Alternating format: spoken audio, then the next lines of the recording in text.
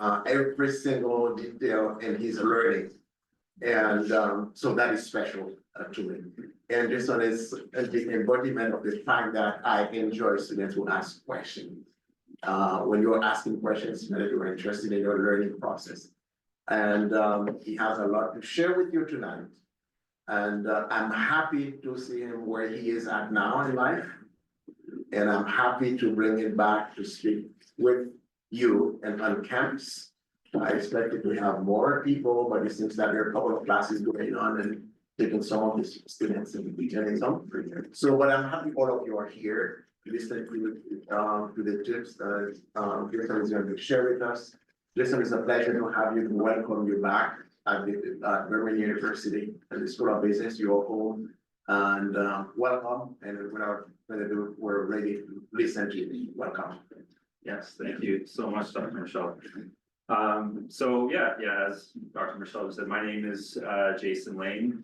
I graduated from Berman back in 2014, and I am now a lawyer. I'm going to go into more detail as to what kind of lawyer I am, but like I say, I graduated from Berman in 2014 with a Bachelor of Business Administration and a minor in psychology. And then what I did is I went and graduated from Western University, which is a university out in London, Ontario. I got my what's called Juris Doctor, which is what you need to basically become a lawyer. And then I got called to the bar in 2020. So I've been practicing law for just under 5 years at this point as a lawyer. Yes, I'm 33. The type of law that I do is primarily real estate focused. Again, I'll go a little bit more into what that means in a little bit. And I'm from Oshawa, Ontario. And if you know where that is, but that's where Kingsway College is, just about an hour east of Toronto in Ontario. So the things I'm going to talk about today, the first is my journey. And I know Dr. Michelle said all those very nice things about me, but I was not always that way. And I'm going to tell you a bit about that. And then I'm going to also just be talking about, what being a solicitor is like, which is what I am. I'm what's called a solicitor. So I'm going to give you an idea about the things that I do to see if, so that you can see if that's something that might interest you. And then if it is something that interests you, I'm just going to talk a little bit about law school and what that's like, because that is significantly different than your undergrad. And this will be, to some degree, the case for any type of postgraduate or anything you do after your time here. So it'll still be applicable to those that listen to me and say that law sounds like the most terrible thing ever. So, but hopefully there's some of you that are inspired. So the reason that you should care at all about like what I'm about to tell you, which is, my journey and how I got here, is because I actually don't think that a lot of it was that special or unique. I mean, yes, as Dr. Michelle said, at the point that I got to there, I was eager to do well and I was motivated to do well. But I think the aspects that allowed me to do that are not things that are not, like, that you can't obtain. I think you all have the ability to obtain them. And my journey did result in success. And as you're going to see in a moment, I had multiple failures before that, before I got here to Berman. And as I said, I really and truly believe that you all have the ability and capacity to achieve the specific level of success that I have attained. And, when I was asked to do this presentation, at first I was like, why do they want me to present? Like, realistically speaking, I'm a real estate lawyer in a small town. I'm not like, I'm successful, but I'm not mega successful. And so I'm thinking, oh man, it'd be so cool if these students could hear from, Jeff Bezos or Alan Greenspan, who's this crazy good defense lawyer, or Brian Greenspan, excuse me. But I actually thought about it more, and I thought, it's honestly probably more beneficial for you to hear from somebody like me, because those people are, one, they're just lucky, and they're on such a different planet of success that it's not really relatable to, people that really just want to live a successful and balanced life, which I presume is the majority of you. And, you know, that's what I feel like I found, and I feel like, you know, me sharing that with you is honestly probably more helpful than hearing from somebody like Jeff Bezos or a Brian Greenspan. So yeah, I just wanted to talk a little bit about where I came from. So before I got to Vernon, so I was born in Hamilton, Ontario, which is like an industrial city in Ontario. I was born to a nurse and a machinist who came from England and then turned to a salesman. So I was given an understanding of like who I am. I was born into a lower middle class family. My parents divorced when I was 1. I was bullied quite a bit in elementary school. And then I went to Kingsway College in Oshawa and I graduated from there. And the first thing that I did after graduating from Kingsway College, and in Kingsway I had not special grades at all. I went to McMaster University, which is a public university in Hamilton, Ontario, and I had no idea what I wanted to do. I went into engineering because I had done decently in math classes, but I was not motivated whatsoever. Like I didn't feel like I actually wanted to do that. I didn't want to do anything. So I was unmotivated. I put no effort into, you know, doing the work. I was placed into a room with 2 roommates who were a problem, to say the least. You know, they would stay up till 2 or 3 a.m. every night, playing video games, smoking weed. And, you know, as one person against 2, that's tough to, you know, I didn't have the self-confidence to deal with that. So I would, you know, I would partake with them a lot of the time. And actually these 2 guys, midway through the 2nd semester of our first year there, I was in the room, their names were Ray and Colin. The one guy called, he's like, "Hey Ray, what if we just drop all our classes and then we don't have to do anything?" And the guy's like, "That's a great idea." I'm not kidding, they legitimately both dropped all their classes. And a week and a half later, there was an eviction notice on my door saying, "Hey, you don't go to school here anymore, you need to get out of the dorm." So in like February, March of that year, I had the room to myself, but it was far too late. I was already failing classes. And I had started at that point to have panic attacks. I developed a generalized anxiety disorder, which at that age, like, you don't know what's going on, and that was difficult to deal with. In that year, I was literally enrolled in engineering, pre-med, so like bio, math and statistics, and psychology, all in a single 2 semesters. And I did terrible in all of them. So yeah, I mean, school ended, I had failed a couple classes. I was really struggling badly with anxiety. And you know, there was no point in me going back there. Like I said, it was just a complete failure of a year. And at this point, what happened and what was a big thing for me is a high school friend had told me, "Hey, my brother, he has a lawn care business. He wants me to, or he wonders if you want to work for him." And like I said, I needed to do something because I was, you know, sitting at home having panic attacks. Just my brain was destroying itself, basically. And so I took this job, and it was door-to-door sales. So I had to go and, you know, knock on doors and try to sell what's called aerating. So it's where you run over the lawn with these spikes and it pulls up the grass, and it's supposed to be good for the grass. I was good at it. I was able to convince people that they needed this product. And I started to actually enjoy that. And up until that point, I hadn't really enjoyed a whole lot. And this is what actually first gave me the motivation and understanding that I wanted to do something business related. And so, because up until that point, I had literally no idea what on earth I wanted to do. I still didn't know what I wanted to do, but I knew it was going to be something business focused. And that's where, I had this direction at least. And at that point, everything became easier because I at least knew where I wanted to go. And so just as a side note, if there are people who still really have no idea what it is they want to do, for me, getting a job and actually doing something, at the very least, it's gonna show you something you do not want to do. So doing something other than your school, if you're still not sure what it is you want to do, can be really difficult. So, during that same summer, so like the same summer I got that job, and this was right after failing at McMaster.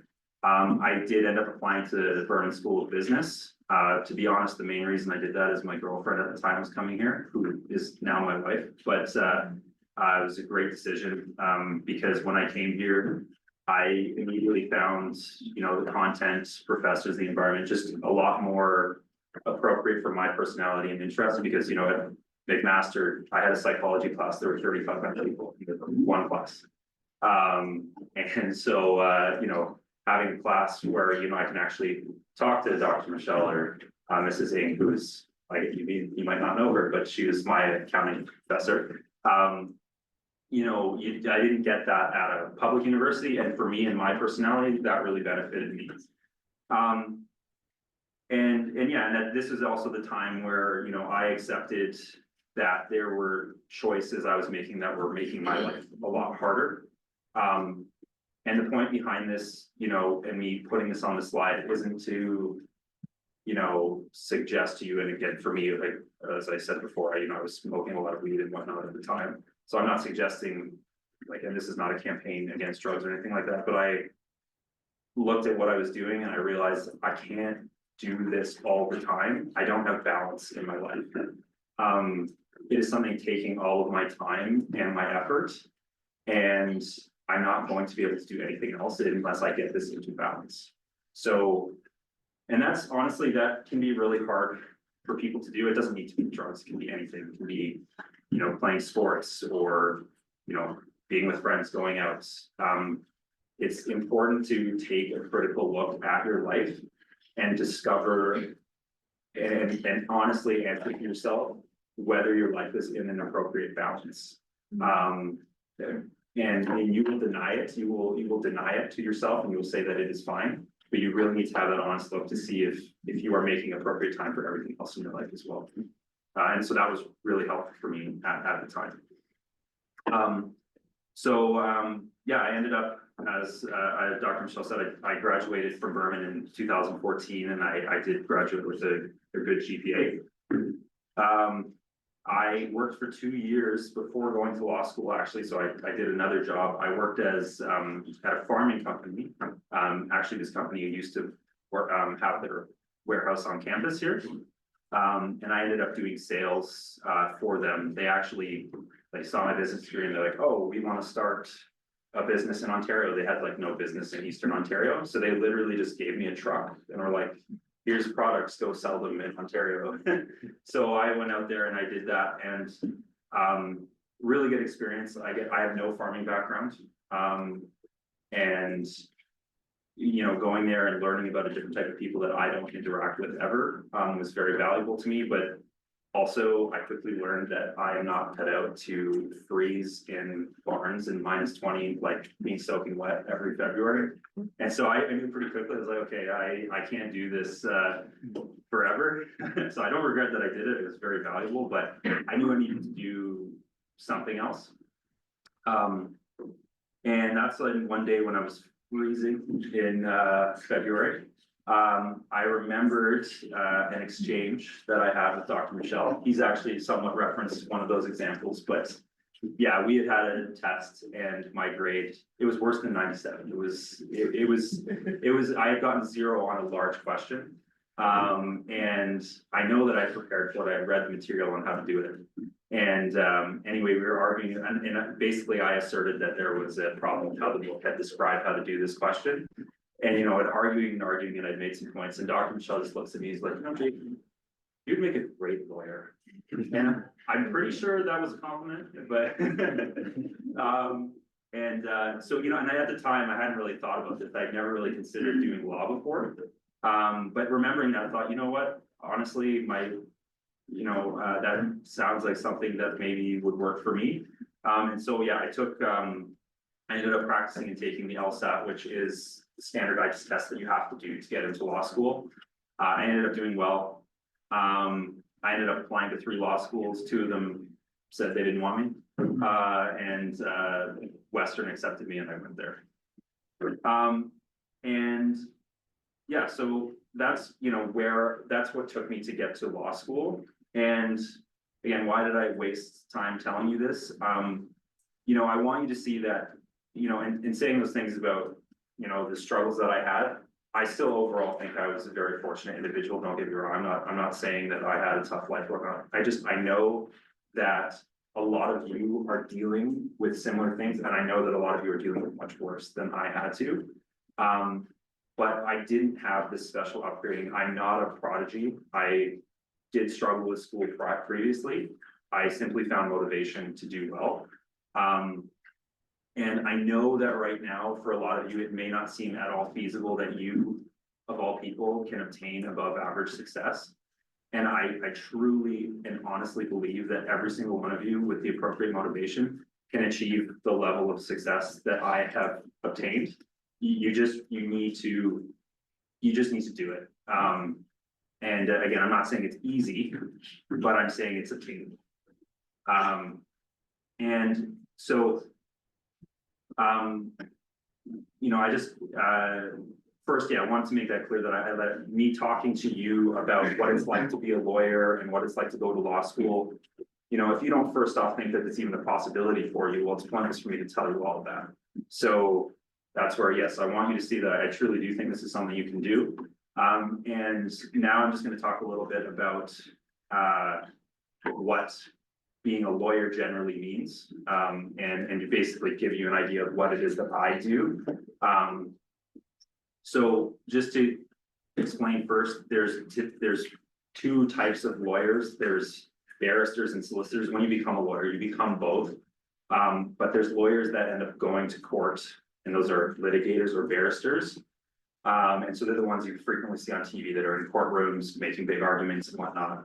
And then there's solicitors. So these are people that are doing, you know, contracts. They're not going to court. They're negotiating transactions. This is the type of lawyer that I am. I don't have very much experience in court. So I can't talk a lot about, you know, what it is like to be that type of lawyer. I do know that Teresa Doncourt did one of these talks, I think it was like a year ago or so. And so she's a really great barrister or litigator. And so, you know, if that's of specific interest to you, I definitely recommend that you go watch the talk that she did with your school last year. Because again, she's a great inspiration if you're wanting to specifically become a litigator. And that if that's what seems interesting to you. So talking about being a solicitor. So again, that's the type of lawyer that doesn't go to court, and that's what I do. I'll start with the boring one first. You read and write a lot.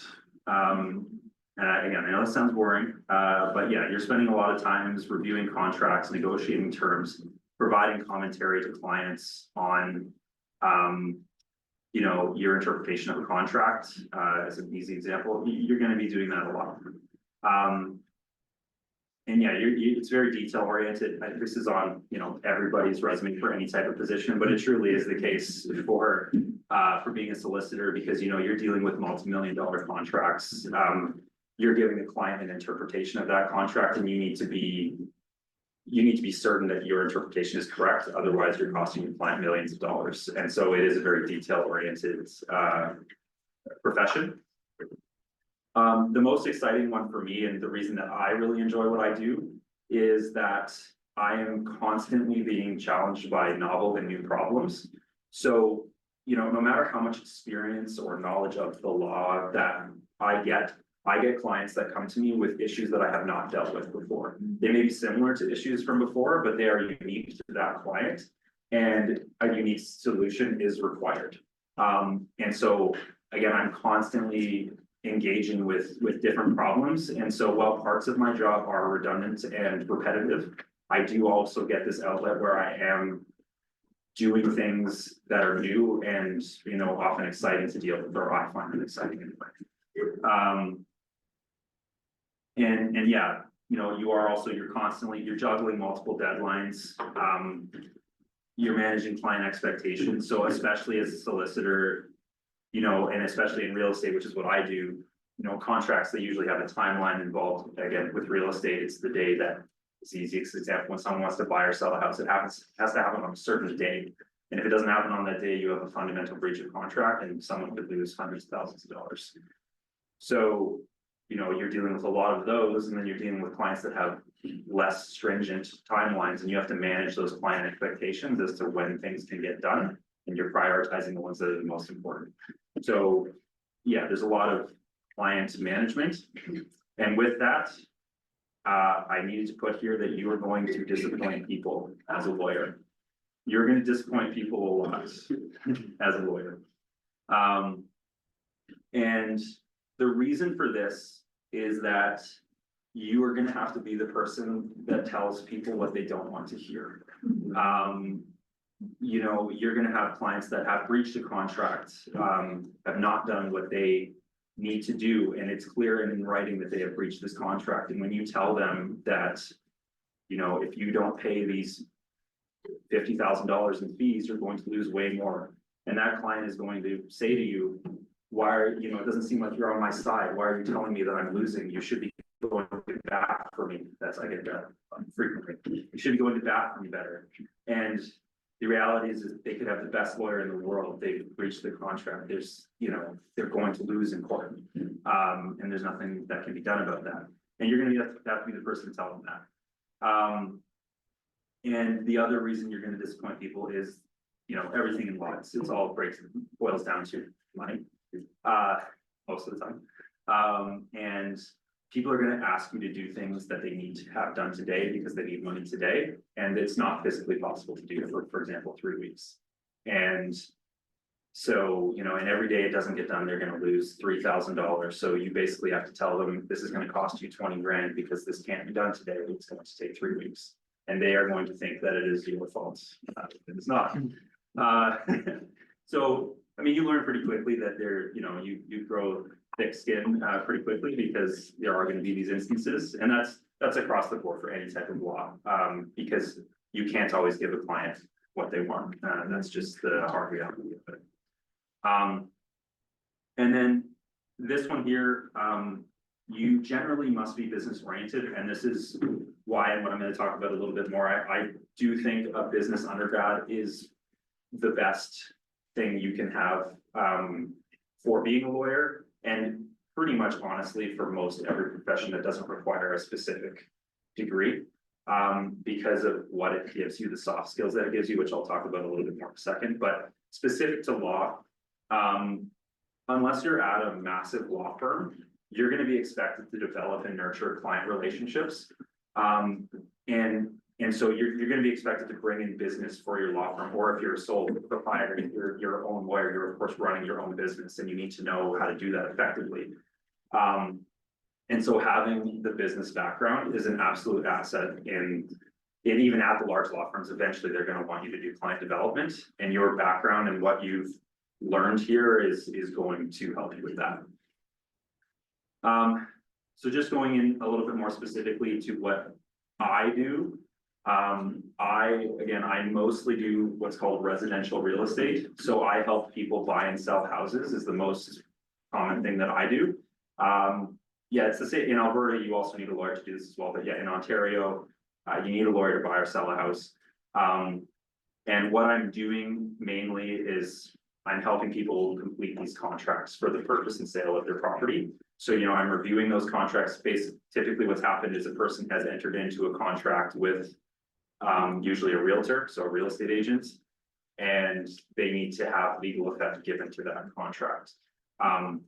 So if they want to buy a house, there's what's called title, so legal title to property. And this is basically the history of what has happened with the property, who has a claim on it and whatnot. So I'm ensuring that a buyer can actually legally obtain property from a seller. And I know that sounds super boring. It is more interesting than it sounds. But I'm meeting with clients a lot, and this is another part that I really like, is because I'm dealing with houses, I'm dealing with a lot of regular people that are, buying and selling property. And so I get to meet a lot of different people, from a lot of different walks of life. And for me, I enjoy that because I get to learn more about the different experiences that people have. I also really like, that in my area of law, I'm dealing with people a lot of the time when they're in an exciting time of their life, like they're buying a new house, this is positive and they are happy about that. Again, I deal with a lot of, problems too, but other areas of law, like family law, for example, you're dealing with people always that are either, separating or divorcing. So you're always dealing with people in a stressful, upsetting time. Which can be rewarding in its own way because you're helping these people through that issue, but I at least get to deal with a lot of people who are in a positive mood, which is nice, to counter the ones that are not, because that also I do have to deal with those people as well. So yeah, and then when things go wrong, it is up to me to find solutions. And to give an example of what this is, like what goes wrong in my job, again, because I'm buying and selling houses, I may be selling a house for somebody and that person also wants to buy. So they need to sell their property that they currently have so that they can go move to a new one. So what this means is they need to first sell that property, get the money so that they can give it to the person selling the property to them. If the person buying their house doesn't have the money on time, well, now we have a huge problem because my client might be in a moving truck at the new property. They can't get in because they don't have the money yet to buy. And those other people are going to sue them for these damages, like for the fact that, oh, well, now we can't sell our house. And so a lot of the times the solution for these types of problems isn't necessarily a legal one. I'm also finding practical solutions for people. And again, none of those situations end up being the exact same. So I'm constantly dealing with finding new ways to make things work for people. And that can be also very relevant when, you solve these types of issues. I also spend a lot of time doing clients and referral source development. For major clients and referral sources, I invest time developing relationships with them. So I take them to Leafs games, Raptors games, go out to golf or dinner with them. And so you're also getting to do this business development aspect as well, developing these relationships. And again, obviously that's where being in business is going to give you an advantage in understanding how to best develop those types of business relationships. Most of the time I work from 8:30 to 5:30. The reason I wanted to put this is because I'm sure that you've heard that lawyers work endlessly without break, which can be the case.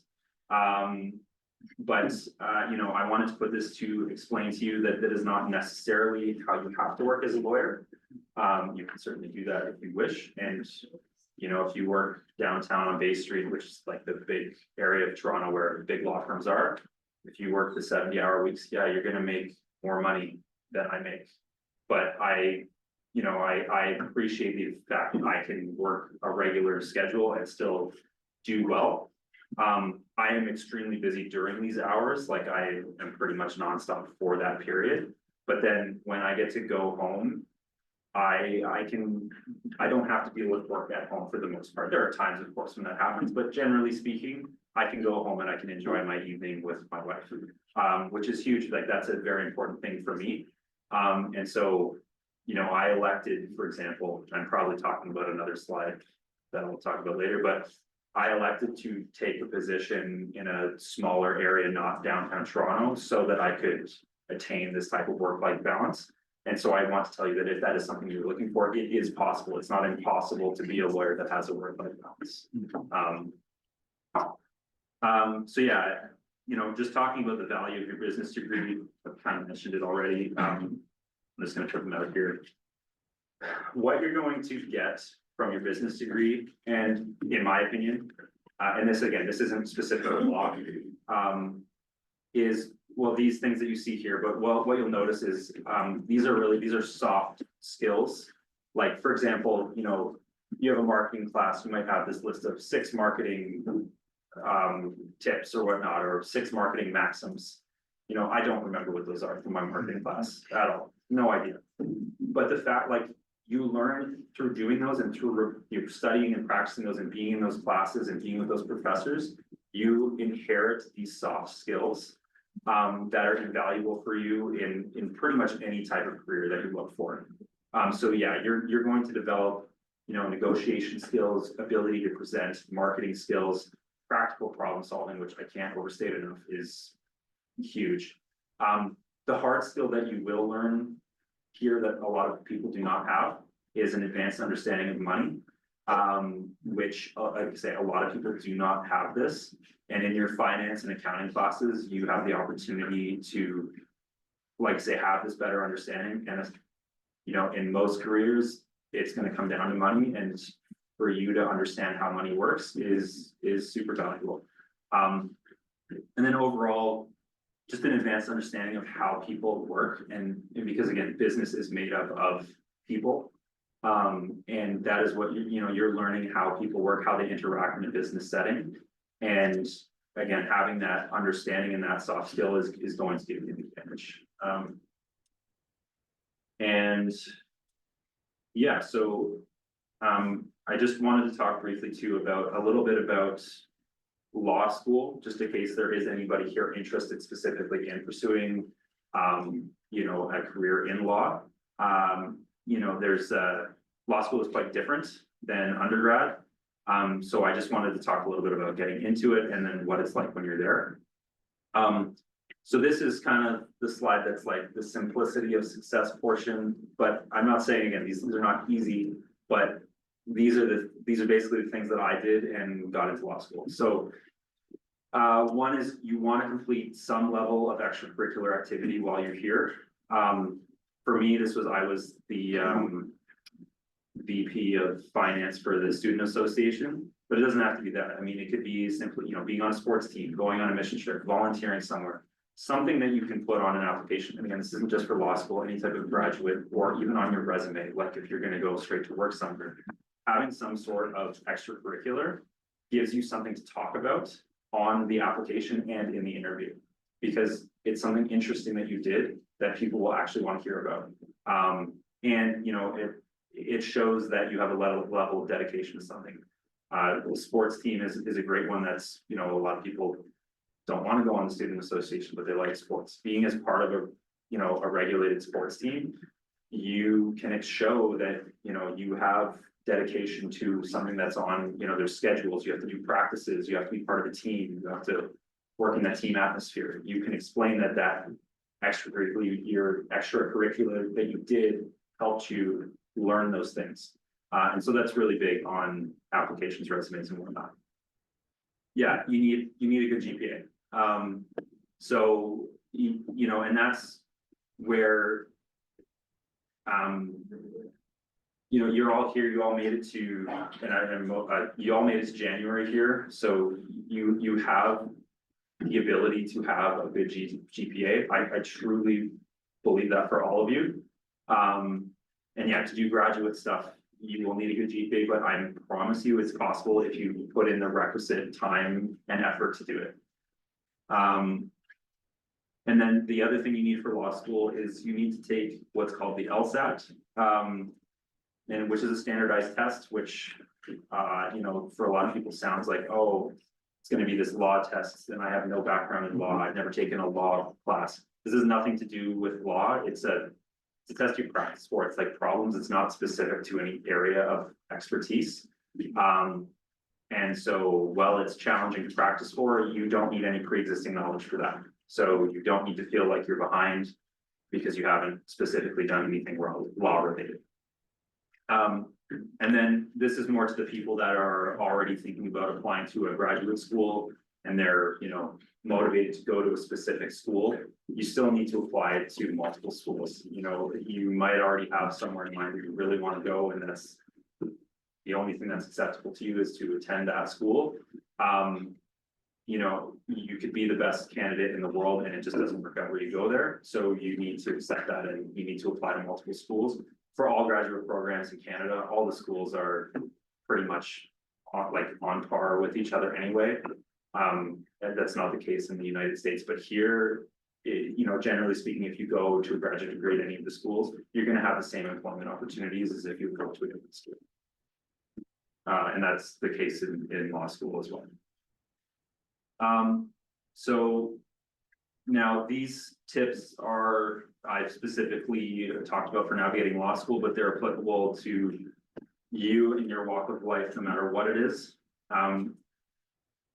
Oh, that's actually the slide after this one, but just to tell you a little bit about what law school is like, just so you understand, most of the time it's going to be smaller classes. So you're going to have 130 to 300 a year. I think I had 120 people in my year.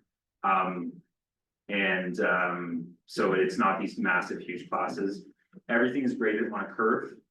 So all classes have a 75% average. And so all classes, the average of the class will be 75%. What this means is that it is a competitive atmosphere, because that means that the worse your peer does, the better you do.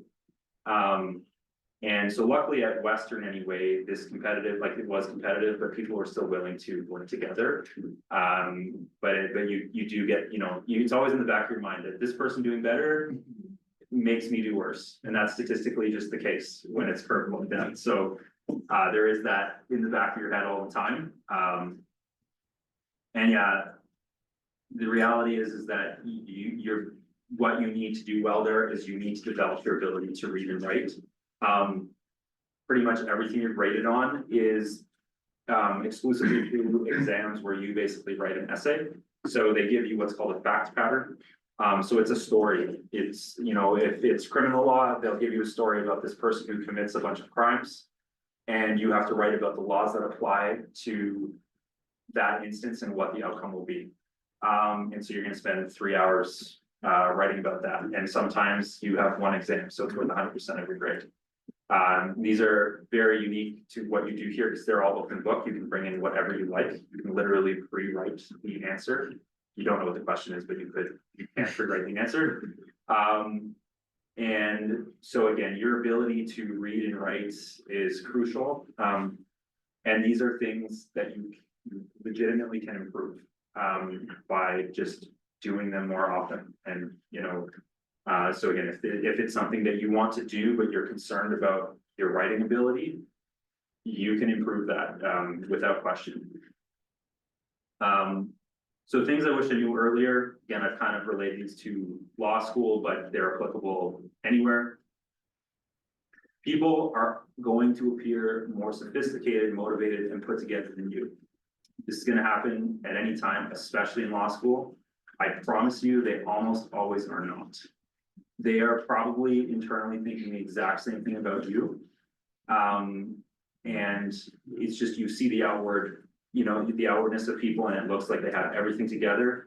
They don't. So you really need to focus on what you are doing and stop stressing about what other people are doing.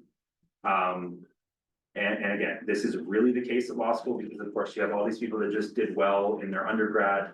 There's a lot of type A people. So it seems like they're doing everything perfectly right. And it took me a long time to realize like, okay, no, they're not really any different than me. It doesn't look that way. And that stresses, you know, that stressed me out. I was like, I'm not doing enough. I'm not volunteering to do everything. I'm not in the library 12 hours a day. Like I just had a different way of doing things than they did, but it's hard to see that at first. So you got to remind yourself of that. And that's again, the case in really anything we do. Speaking of the extracurriculars, this is more specific to law school. You don't have to participate in every single extracurricular event that there is. So again, when you go to and I assume it's going to be similar to any type of graduate program. But again, there's going to be people that you see that are literally doing everything. And in law school, what it is you have to do what are called, or you don't have to, they're optional, but there's what are called moots. So these are like mock trials where you go and you do a pretend trial, you advocate on behalf of a pretend client. And they have competitions for these. So yeah, there'll be a bunch of different competitions that people love to do so they can put them on their resume. And there's some people that will do like one of these a week, which is insane. That's a lot to do. I couldn't do that. And again, they're valuable to do those types of things, but if it's not something that you enjoy, you don't have to feel like you have to do all of them. And you don't have to feel like you're getting behind just because you see somebody else doing all of them. You're still gonna have opportunities and you don't need to have the exact same thing that they have for those opportunities. But if you like doing them, do them, well, that's great, you don't have to. And yeah, as I kind of alluded to before, you don't have to get a Bay Street job. If you do go to law school, what you're going to find is that everybody around you is going to be, well, at least in Ontario, I assume there's a similar type of location in Edmonton and Calgary and whatnot. Everyone's going to be seeking these big Bay Street jobs at these law firms. And they're going to be, everything they're going to be doing is surrounding getting interviews with these law firms. And you just need to evaluate, like, do I want that job where I'm working downtown 70 hours a week, making a lot of money, but do I actually, want that job? And I knew pretty early that I didn't want that job. I didn't want to live downtown. I wanted to live where I live now, which is closer to my wife's family. So I didn't even apply to these jobs. They do, these law firms, they literally come to the law school and they do interviews with students right at the law school. And I didn't even apply to them because I just already knew I didn't want to do them. Whereas everyone around you saying, well, we have to do all these things for these jobs. And yeah, and again, you may be the person that wants them and that's great, but you don't have to be that person. This is all I'm saying. So yeah, the last thing that I just wanted to more broadly touch on is things that I was thinking about that to me were, valuable in my, going through undergrad, going through and then becoming a lawyer and what I do now. So just suggestions for success. The first one here, I think that it's important for you to, what I've put here is ingest knowledge outside of your degree or specialty. So for me, again, as I said, I like reading, which is convenient because I'm a lawyer. But it could be for you watching YouTube videos, listening to podcasts, watching documentaries, just things like obtaining information about something that is, again, not what you are actually doing. So for me, that's largely history. I really like learning about history. And I do less or so sports. I also like, learning and knowing about sports and whatnot. For one, learning these types of things is going to make you better at learning. Just whenever you're ingesting and processing knowledge, you are training your brain to be better at learning other things. And so it is going to help you learn at what you're actually trying to do as well. But also it makes you a more dynamic individual.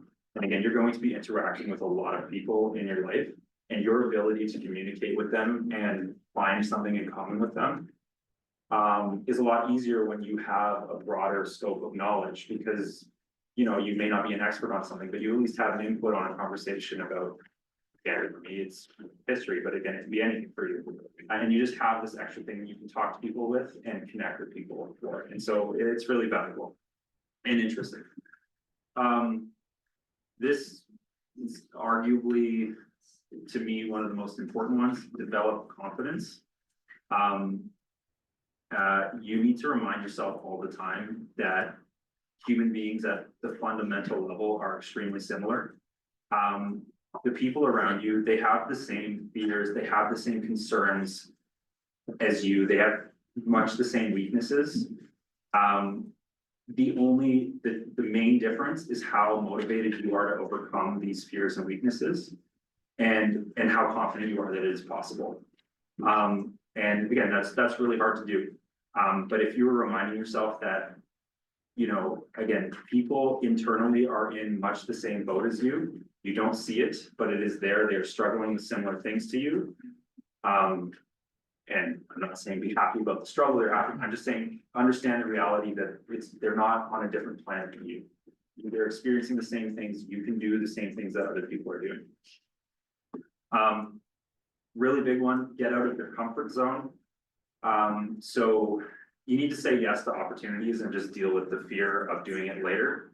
A great example of that is doing this presentation right now. So I got asked by Elmira Otter in October to do this presentation. I immediately said, yes, I'll do that because, I appreciate what Berman gave to me. I wanted to be able to give back. So I said yes, but there's been many times since then where I've said to myself, why on earth did I agree to do this? I'm busy at work. I don't have time to prepare for this. I'm afraid that I'm going to present this poorly. I'm afraid I'm not going to connect with a single one of you. I'm afraid I'm like going to disappoint the professors that apparently think I'm a good guest speaker. And, you know, maybe all those things are true.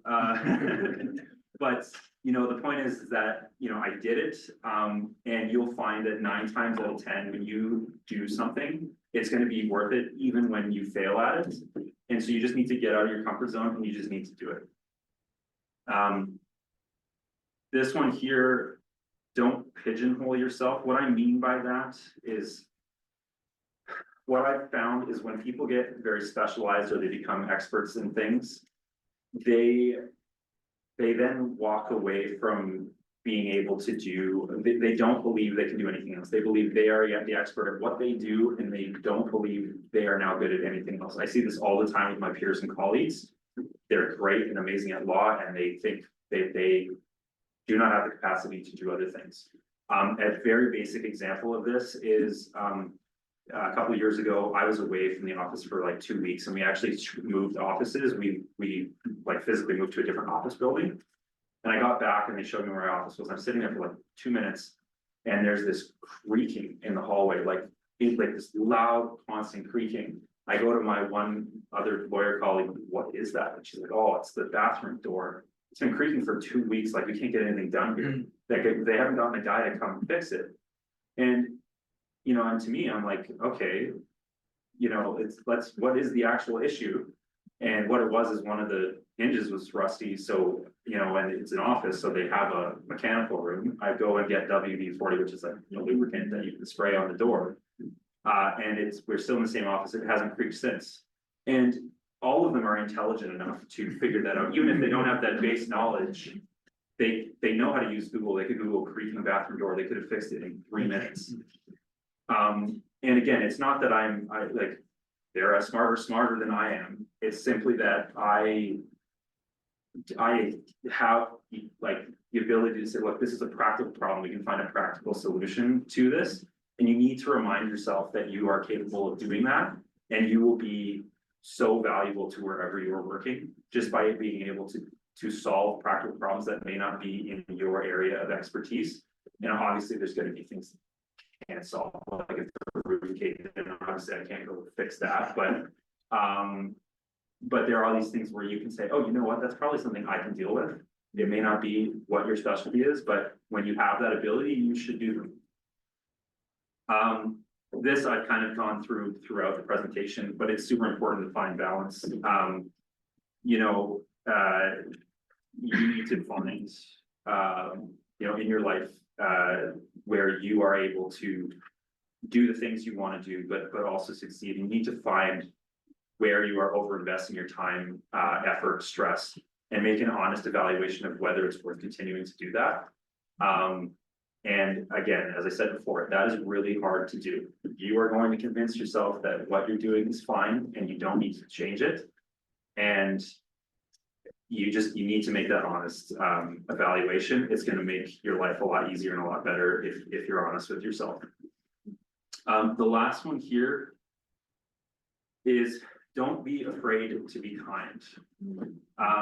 So in my experience so far, I've found that human beings, especially men, I'm not saying I'm not part of this, but there's a general fear of saying kind things or being kind to people. And I think it's a need to protect the ego. And, you know, and again, I'm not saying that I'm nice all the time. I can be a total jerk sometimes, just to ask my wife. But you don't need to be afraid to be kind. You can be kind. I promise you, your life is going to be easier. People are going to like you more. They're going to trust you more. And nice guys don't always finish last. You can be kind and it's going to be okay. And it's going to be very valuable to you. And yeah, I mean, that is actually all I really wanted to say. But I would love to hear any questions that any of you have. So.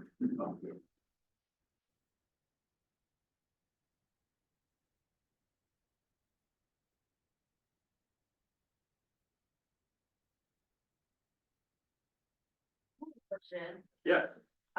You mentioned the importance of balance in your life.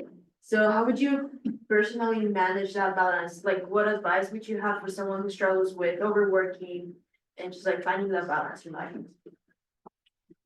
Yeah, so overworking, for example, the first thing is acknowledging, as I was saying before, acknowledging that it is an issue, because that's the biggest thing that people usually miss, is actually acknowledging there is an issue. Once you've discovered that the issue is there, now you can actually deal with it. But finding that it is really tough. So again, if it's an overworking issue, looking and seeing, okay, am I more stressed than I should be? Am I being, more miserable too? If you have a significant other, is my relationship with them being strained more than normal? And if you come to that realization, for me, if I felt like I was overworking, I would want to figure out obviously how to deal with that, and what that, especially more and more so anyway, employers, for example, if you're working for an employer and you're being overworked, employers are more responsive now to you. For example, if it's affecting your mental health, then maybe you need to work less. And maybe that means, again, working, having fewer hours, which is gonna mean you make less. But for your mental health, maybe that is what is necessary. And again, I know just saying that to you right now and hearing, oh, I'm gonna just go and ask to work less hours, that sounds like a terrible idea. Well, it might not be. Again, it depends on the situation specifically. But for example, I have colleagues, there's lawyers who work 4 out of 5 days a week, because they have children at home, and one day of the week they don't have anybody to take care of them, and they want to be with their children, so they work 4 to 5 days a week. And so I think employers are more and more allowing those types of setups to occur. And so if that's something that you need, I mean, it's your mental health and your family, those are the most important things in your life.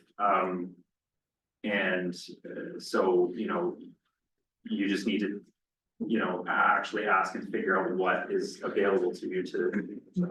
But the biggest thing is actually figuring out that is a problem, and that's the hardest part. Thank you. Any other questions? Yeah.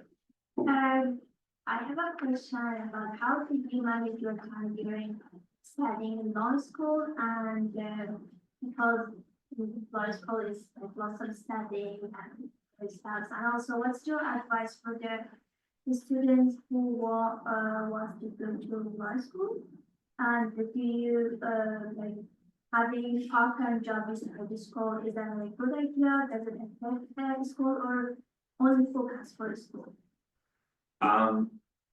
So for talking about the part-time job, I'll answer the first part first. So for studying, the biggest thing is finding what works for you and how you learn, and accepting that it may not be the same way that other people learn. So for example, for me, as I mentioned it before, I'm good at reading material and processing it that way. And so after my first year of law school, and I'm not suggesting that you do this, this is what worked for me, and it's probably what worked for, that might be mine, sorry. This might not work for all of you, but I would actually invest more time going and reading as opposed to going to class, because I could process the information better by reading it. I struggled to learn from law professors by doing it. I had to read it. So I realized that I was a learner through reading, but you might not be that way. And so finding out how you most efficiently learn is step one. But then also, I would also acknowledge that maybe I don't want to study on regular hours. So maybe I'm not best just making an 8-hour block of time to study. Maybe I need to get up early, study for 3 hours, go to the gym, and in the middle of the day, hang out for a bit and then study more. So you kind of figure out how your study rhythm works for you, and it may not be the way it works for other people. And so again, I didn't always just study like from 10 to 6. I would sometimes one day I would get up at 7 and study for 2 hours and then go do something for 5 hours and then study for another 6 hours if I need to. It can be whatever works for you. For in law school, there's certainly people that do have part-time jobs. And I think that for me, it would have been too much. And in saying that, I mean, well, I think, okay, I need money, but when you go to law school, you are gonna have a large line of credit. Which I know sounds terrible, but you're gonna have money that if you do not feel like you have the capacity to work, you would be able to live off the line of credit for that time, and yeah, you're gonna have to pay it back. But basically, if you're getting accepted to law school, you're gonna have student lines that are available to you. And so if you do not have the capacity to have a part-time job, you will still have funding available to live and do the position, and then you will pay it back later. So yeah, so I did not have a part-time job. I paid for all of my undergrad and law school through loans. And had sufficient funds to be able to not have a job through having loans, basically. So yeah. Any other? Yeah. Do you think there's any danger or is it more beneficial to have goals set by a certain timeline? For example, by the age by the time I'm at age X, then I must be a lawyer or I must be whatever. So Yeah, I think it definitely depends on the individual and what motivates them. So you know, I definitely you know, have set those types of goals for myself, maybe less specific than that. You know, like for me, a goal, for example, would be to, if I'm gonna remain with the firm I'm at, I wanna be a partner within 10 years of being part of this firm, for example. And for those of you who don't know, partner just means if you're an equity partner, you share in the business and now you're kind of like a manager of the practice as well. So, you know, having that goal motivates me to participate more than I would otherwise need to, because, you know, I want to show that I'm invested in the company, because that's what you need to do to become a partner.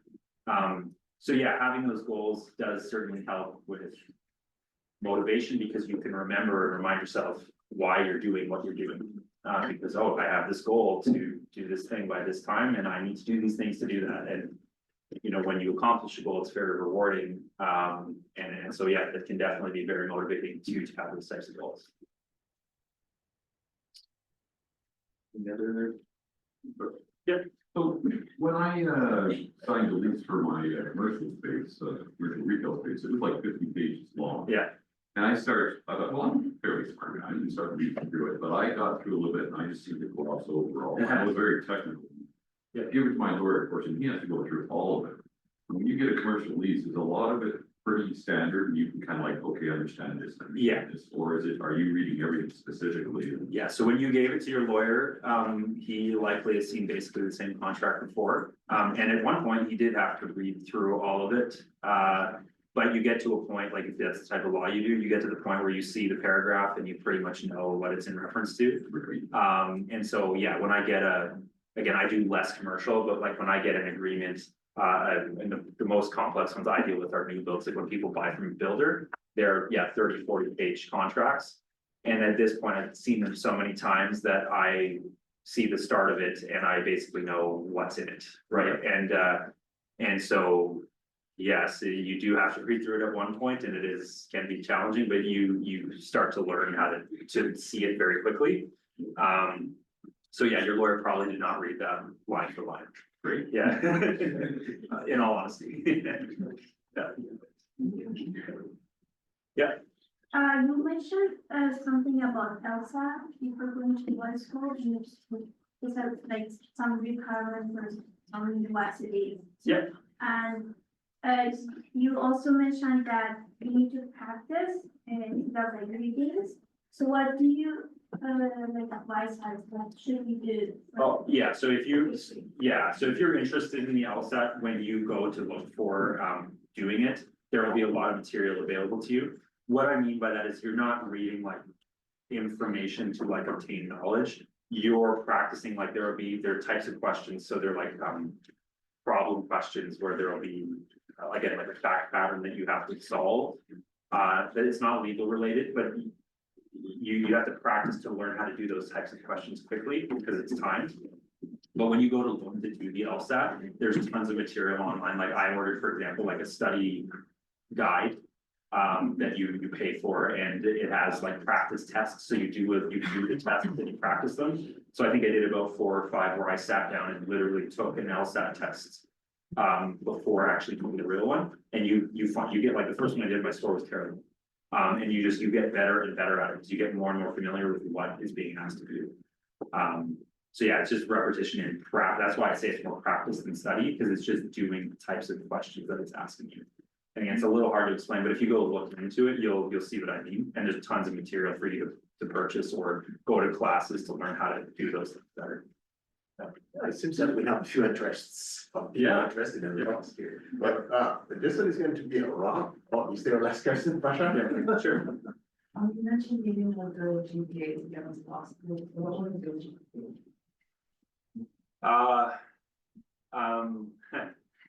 So it depends on the law school and it depends in like, there's a lot, like the factors that I put up on the screen, like your extracurriculars, your GPA, your LSAT score, they all combine to give you a strong application. So I do know there were people that got accepted that didn't have, you know, a high GPA.